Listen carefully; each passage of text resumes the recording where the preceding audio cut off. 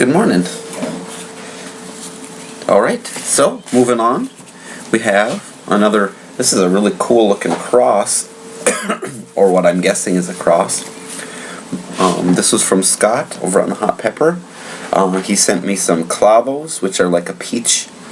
It looks like a dragon or a cobra pepper, except they're a chinense, you know, really long, thin, pointed, curved pepper, faintly similar to a Thai pepper or like a Naga Jalokia, the Tezpur PC1, but except it's a chinense. So, but he also sent me white devil's tongue and some Caribbean red habaneros and some ají gusanitos, which I mistakenly thought were the same as my REBB gusanos. He said they were gusanitos, but I was doubtful at first because of the way they looked. But when I actually tasted it, it did have more of a frutescens flavor, which the gusanito is a frutescens chinense hybrid. So anyway, a couple of the pods looked anomalous, so I've classed them separately, and this is one of such, which looks to me like a gusanito crossed with a white devil's tongue. So yeah, I'm gonna cut the top off because it's kind of funky looking. But other than that, we're good to go. Dive right in.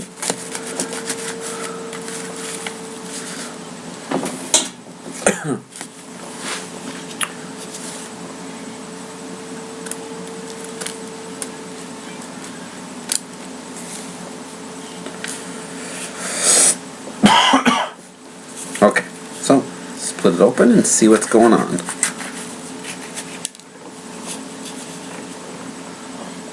Oh, whoops, I'm leaving residue. Look at this. It's got orange tint from that Jamaican hot chocolate.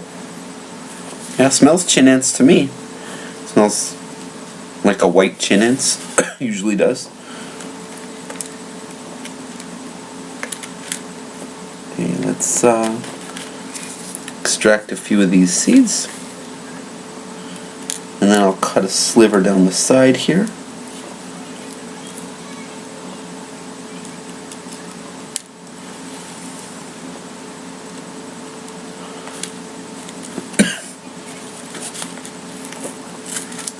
Okay.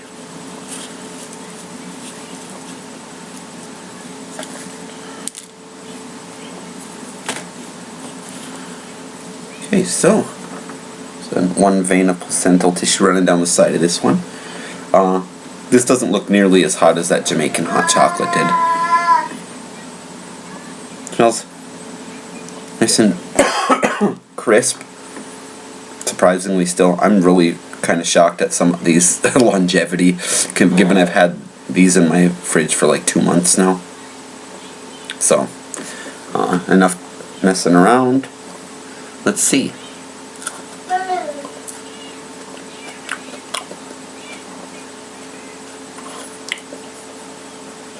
Almost a celery-like hint at first, but now it's blossoming into almost a nutty, faintly sweet. There's some heat kicking in.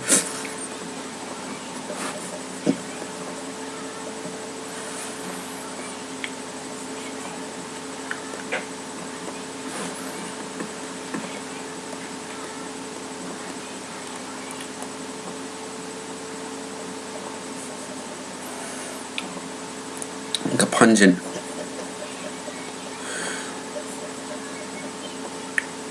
almost vanilla.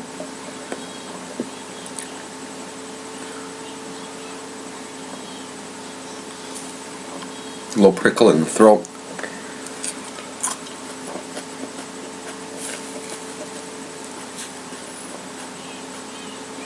Like an apple-like flavor now too, but without much sweetness. Well, really no tartness to speak of.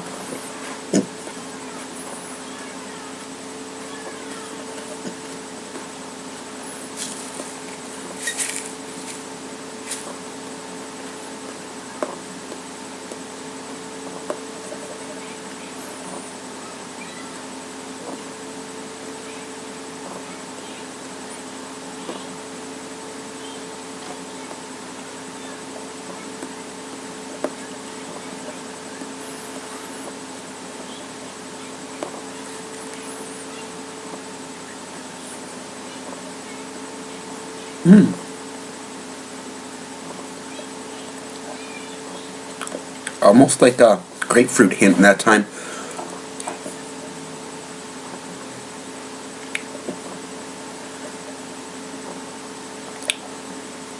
Brighter than that Jamaican was, but it definitely still had a musky note to it at times. It's not hitting me much in the mouth this time. This is way in the throat. So it's probably Gusanito crossed with the white devil's tongue. That's what it looked like just by the appearance. But the burn profile and the flavor.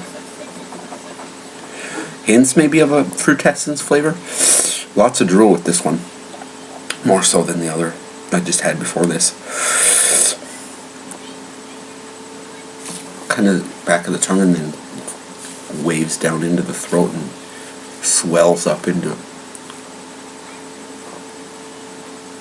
and then resets. Actually starting to pick up on my tongue now. Underside of the tongue is really getting a good caning in one focus area, a really small area on the left side, underneath on the soft part, bottom of my mouth. The tongue though does have a fairly even overall. There are some areas that are a little bit more intense. It tends to be on the left side of my tongue. Got kind of a tickly type sensation in some spots.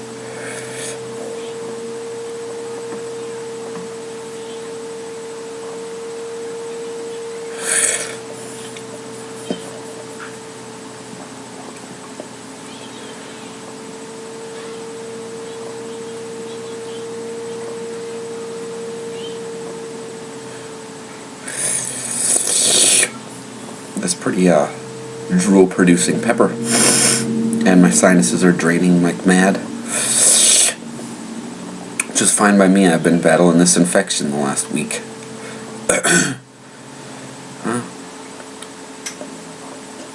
Yeah, there's still hints of it. Oh, that's got a pretty good heat to it. I'd probably put them about 75 to 100,000 approximately. Obviously I didn't eat all that much of it, but the chin ends burn at that, anything above like what would be for an annuum okay, like to 100,000 or so. With the chin ends, there's something about the blend of the capsaicin derivatives that doesn't sit as well with my stomach, even with really hot annuums or frutescens or bacatum. It doesn't bother my stomach in the same way as those chinets do, even the ones that aren't like a habanero heat. Just not quite. I don't know, they bind differently, I think, to pain receptors in the stomach, maybe, but they definitely tend to cause more discomfort than others at the comparable heat level in other species. So anyway, I'm going to cut this one off. This White Devil's Tongue Ají Gusanito cross number 2. The other one looked a little different, so I'm keeping these separate. Maybe slightly different blended genetics. I can have some cool next generations from each of these sometime down the line. But until then, take care. Thanks for watching, and I'll got plenty more to do here, folks. Even just these. Got a couple more right here in this container, and then I can finally put that in the wash. It's been in the fridge for a month now. Okay, see you later.